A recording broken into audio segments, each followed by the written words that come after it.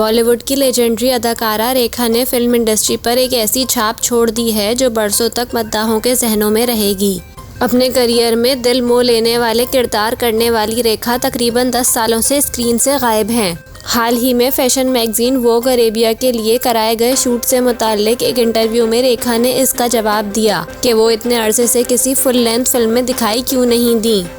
रेखा ने कहा, यूं तो मेरी अपनी शख्सियत है, लेकिन मेरी फिल्मी शख्सियत कैसी हो ये देखने वाले तय करते हैं। मुझे मालूम है कि मेरे मद्दाहों को मुझे किस तरह देखना पसंद है, इसीलिए मुझे इल्म है कि मैं कहाँ फिट होती हूँ और कहाँ नहीं। अदाकारा का कहना था कि मैं बहुत खुशकिस्मत हूँ कि मुझे अपनी पसंद के इंतखाब का हक हासिल है, इसलिए मैं किसी भी ऐसे काम के लिए इनकार कर सकती हूँ जो मेरी मर्ज़ी के मुताबिक नहीं। उन्होंने बताया कि 2014 के बाद से इन्हें किसी ऐसी फिल्म की पेशकश नहीं हुई जिसमें वो काम कर सकें। रेखा से सवाल किया गया कि क्या कभी किसी शख्स या किसी चीज़ से की जाने वाली गहरी मोहब्बत ख़त्म हो सकती है।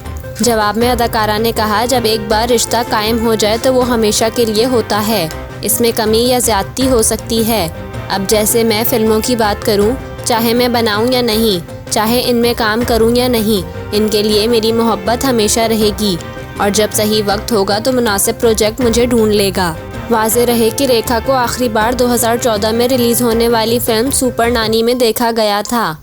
इसके बाद वो शमिताब और यमला पगला दीवाना फिर से में भी गेस्ट अपीयरेंस के तौर पर नज़र आईं।